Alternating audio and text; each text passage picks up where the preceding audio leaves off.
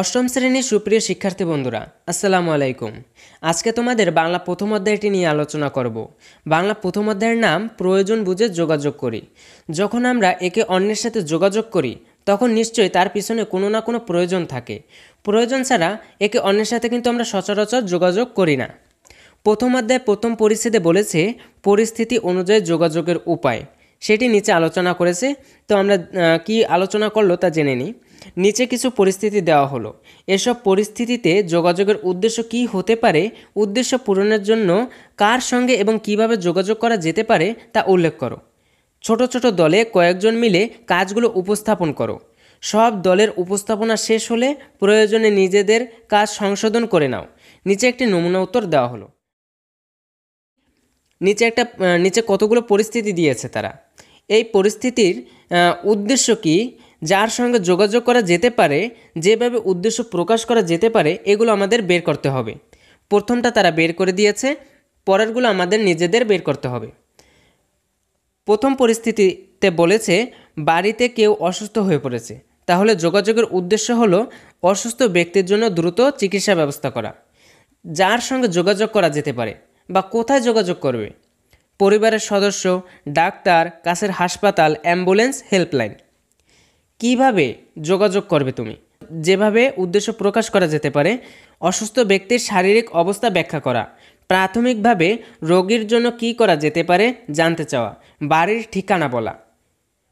পরের পরিস্থিতিতে কি বলা হয়েছে তা আমরা জেনে নিই।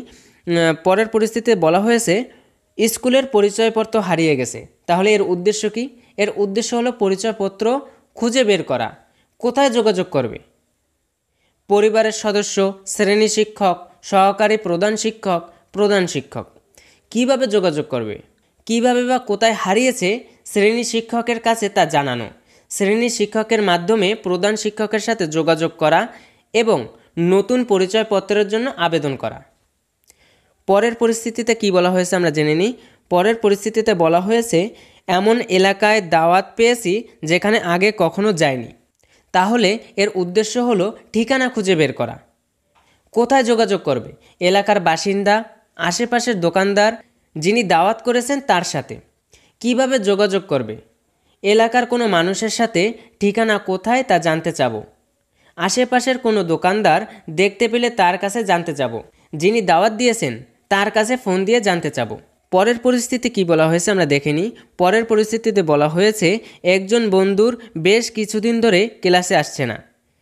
একজন বন্ধু বেশ কিছুদিন ধরে ক্লাসে আসছে না, তাহলে এর উদ্দেশ্য কী হবে? বন্ধুর খোঁজ নেওয়া। কোথায় যোগাযোগ করবে? অন্য কোনো বন্ধু, শ্রেণী শিক্ষক, বন্ধুর পরিবারের সদস্য, বন্ধুর এলাকার প্রতিবেশী। কিভাবে যোগাযোগ করবে? অন্য কোনো বন্ধু বা শ্রেণী শিক্ষকের কাছে জানতে চাওয়া, বন্ধুর পরিবারের কোনো সদস্যের কাছে জিজ্ঞেস করা, অথবা বন্ধুর এলাকার কোনো প্রতিবেশীর কাছে জানতে চাওয়া। পরের পরিস্থিতিতে বলা হয়েছে এলাকার একটি অপরিচিত শিশু পাওয়া গেছে, তাহলে এর উদ্দেশ্য কি? হারিয়ে যাওয়া শিশুর সাহায্য করা। কোথায় যোগাযোগ করবে? প্রথমত পরিবারের সদস্যদের সাথে যোগাযোগ করার চেষ্টা করতে হবে, তারপর এলাকার বাসিন্দা, এলাকার মসজিদ, পুলিশ, হেল্পলাইন। কিভাবে যোগাযোগ করবে? এলাকার মসজিদের মাইকিং করা, হেল্পলাইনে ফোন দিয়ে পুলিশের সাহায্য নেওয়া। আজকের ক্লাসটি এই পর্যন্তই। পরবর্তী ক্লাস পেতে আমাদের চ্যানেলটি সাবস্ক্রাইব করে নোটিফিকেশন অন করে রাখো, যাতে পরবর্তী ভিডিওটি আপলোড করার সাথে সাথে তোমরা নোটিফিকেশন পেয়ে যাও।